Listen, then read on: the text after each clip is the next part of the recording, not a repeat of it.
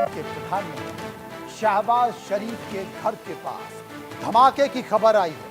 धमाके की खबर आई है पाकिस्तान के प्रधानमंत्री शहबाज शरीफ के पास। अभी तक ये बयानों के धमाके कर रहे थे, लेकिन भारत की सरकार ने, भारत की सेनाओं ने, भारत के फाइटर जेट्स ने शहबाज शरीफ के घर के पास एक बड़ा धमाका किया है। और इस धमाके के बाद शहबाज शरीफ हिल गए होंगे और ये समझ गए होंगे कि भारत का ये धमाका कभी उनके और करीब आ सकता है। आपको बता दें कि भारत ने पाकिस्तान पर अब तक 100 से ज्यादा मिसाइल से हमला किया है। पाक की कायराना हरकत का जवाब भारत दे रहा है। इस वक्त मेरे साथ आर.के. भार्गव साहब जुड़ गए हैं। भार्गव साहब जो कि बीएसएफ में रहे हैं, बीएसएफ में डीआईजी रहे हैं। और भार्गव साहब अभी ताज़ा जानकारी और ताज़ा सूचना हम साझा कर रहे थे, भारत भूषण साहब से बता रहे थे कि देश के गृह मंत्री अभी बीएसएफ के डीजी और सीआरपीएफ के डीजी से बात कर रहे थे। संकेत किस तरीके से, क्योंकि आप तो बीएसएफ में रह चुके हैं। जब भी कहीं इस तरह युद्ध की स्थिति होती है तो सीमा के ऊपर लड़ाई के साथ साथ देश के अंदर भी उतनी ही तैयारी करनी पड़ती है, उतना ही अलर्ट रहना पड़ता है। बॉर्डर के ऊपर बीएसएफ है, चौकन्नी है, लड़ने के लिए तैयार है, हथियार हमने उठा रखे हैं। लेकिन देश के अंदर जो स्थिति होती है, ये मैं नहीं कहता कि सब गलत स्थिति होती है, लेकिन भगदड़ भी होती है, पब्लिक के अंदर पैनिक भी होता है।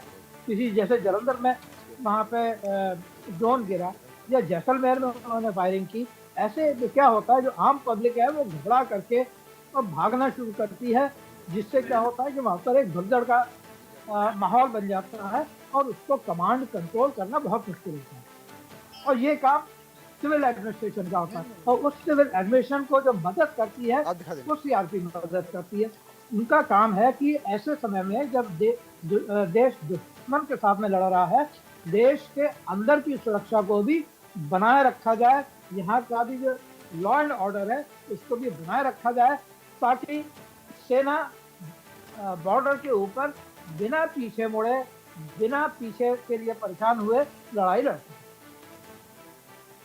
बड़ी बात है जिसका जिक्र आर.के. भार्गव साहब कर रहे हैं। आर.के. भार्गव साहब ने बताया कि वो तैयारी है और इसी तैयारी के अनुसार हो रहा है। अली शाह मेरे साथ जुड़ गए हैं। अली शाह साहब, जो पाकिस्तान के सेना अध्यक्ष को चैलेंज दे चुके हैं, यहां तक कि उनकी जो चुनौती है वो चुनौती पाकिस्तान के चैनलों में भी चल रही है, और वो इस तरह से चल रही है कि भारत के भूतपूर्व अधिकारी ने, सेना के अधिकारी ने पाकिस्तान के सेना अध्यक्ष को चुनौती दे दी है। चुनौती क्या थी, बता दीजिए। इन्होंने हमारे मासूम लोगों को, सिविलियंस को की हत्या करी 22 अप्रैल को। पाकिस्तान की सेना कोई प्रोफेशनल सेना नहीं है। पाकिस्तान की सेना ये साबित हुआ है कई बार, जितने भी आतंकवादी आते हैं, जितने भी दहशतगर्दी आते हैं, पाकिस्तान की आर्मी का इन्वॉल्वमेंट होता है। जब इन्होंने मारा, मैंने पहली बात तो एक ओपन लेटर लिखा था। मैंने 2019 में पुलवामा हमले के बाद एक ओपन लेटर लिखा था जैश ए मोहम्मद को, जो बड़ा वायरल हुआ था। आपके चैनल ने भी बड़ा बखूबी कवर किया था। और इस बार मैंने ओपन लेटर लिखा था उन आतंकवादियों को जिन्होंने पहलगाम हमले में ये कायराना हमला किया था। क्योंकि इसलिए लिखा था क्योंकि मैं खुद, मनु भाई, मैं खुद मुसलमान हूं और मुझे पता है कि मजहब क्या कहता है। कौन सा मजहब कहेगा कि जाके मासूमों की जान लो? कौन सा मजहब कहेगा कि अपने आप को उड़ा दो? कौन सा मजहब ऐसा कहेगा? कोई नहीं कहेगा। तो मैंने इनको एक चिट्ठी लिखी थी, और वो चिट्ठी इतनी ज्यादा वायरल हुई, हर जगह पे छपी, हर जगह इंटरव्यू हुए।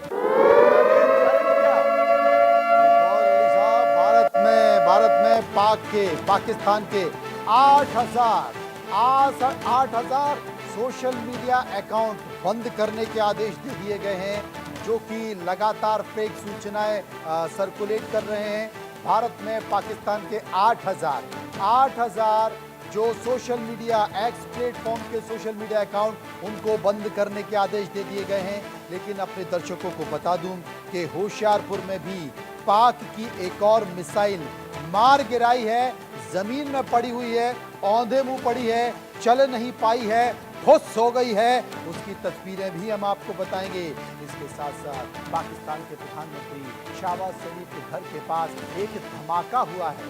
बयानों के धमाके तो कल रात उन्होंने बहुत किए, 5 बजे संसद के सत्र के दौरान भी किए, उसके बाद देश के संबोधित करने के दौरान भी किए। लेकिन हो सकता है कि पिछवाड़े में वहां के आतंकवादी संगठन लगातार दबाव बना रहे हों, और दबाव इस बात का बना रहे हों कि शहबाज शरीफ अगर तुमने कुछ नहीं किया तो हम तुमको ठोकेंगे, अभी तक तुम हमें हमसे बोलते रहे हो लेकिन अब हम ऐसा करेंगे। और उसी दबाव में आकर मरता क्या ना करता भारत के ऊपर हमले किए। और अब आपको बता दें कि फेक न्यूज पहले फेक बयानों के जरिए, अब सोशल मीडिया पर फेक न्यूज के जरिए लगातार गलत सूचनाएं, ये एक्स अकाउंट जो कि पाकिस्तान के हैं, इन्हें भारत में बंद कर दिया गया है। और अब पाकिस्तान की बत्ती भी बंद कर दी गई है, पाकिस्तान में लॉकडाउन जैसे हालात हैं, पाकिस्तान में कर्फ्यू लगा दिया गया है। और ये कर्फ्यू जो लगातार वहां पर आ रहा है, और इसके संकेत आप देख सकते हैं। ये तमाम परिस्थितियों के बीच भारत में हॉस्पिटल में जो दे रहे हैं यहाँ पे सिविल डिफेंस वाले। तो जैसे कि हमने सुना कि हमारे एयर डिफेंस में सारे उनके जो मंसूबे हाँ, थे, जितने भी उनके वो थे ना, वो आए थे क्या नाम उसका, ड्रोन्स, उनको ब्लास्ट कर दिया ऊपर ही। कोई मतलब इतनी कैजुअलिटी नहीं, कोई किसी किस्म की वो जमीन पे ब्लास्ट नहीं हुआ, एयर में ब्लास्ट कर दिया। क्योंकि हमारी इतनी ज़्यादा वो अच्छे वो थे ना सिस्टम, कि उन्होंने ऊपर ही ब्लास्ट कर दिया। उससे सिविलियन को कोई नुकसान नहीं हुआ, आर्मी वालों को कोई नुकसान नहीं हुआ, कोई ऐसी बात नहीं हुई। तो कितना सेफ महसूस कर रहे हैं बहुत ज़्यादा जी। जब हमारे साथ फौज है तो हमारे साथ सब कुछ है, हमारे पास हर चीज़ है, हर किस्म का वेपन्स है, तो फिर हमने क्यों डरना है भाई? हमारे लिए सब इस तरह की हरकतें करके क्या लगता है आपको, क्या दिखाना चाहते हैं? डर गया है वो, और कुछ नहीं है। डर के मारे वो कर रहा है, ये ऐसी बातें कर रहा है। उसमें लड़ने की ताकत नहीं है। जितनी हमारे पास आर्मी है, जितनी हमारे पास फोर्सेज है, जितनी एयर फोर्सेज है, जितनी हमारे पास आर्मी